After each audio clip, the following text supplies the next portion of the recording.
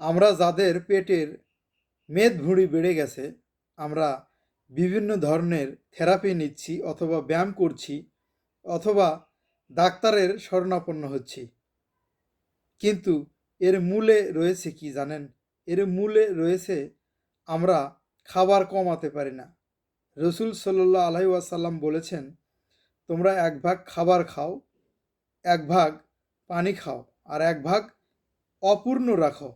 তো পেটের ক্ষেত্রে এই নিয়মটা আমরা কেউই ফলো করি না। আমরা খাইতে বসলে পেট পুরে খাই। এটা আমাদের বাঙালিদের জন্মগত স্বভাব।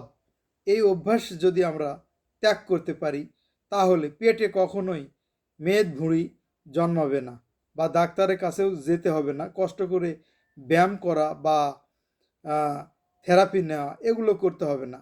তাই আমি আপনাকে বলবো, অবশ্যই খাবার মেনটেন করবেন, কম খাবেন, আপনি সুস্থ থাকবেন।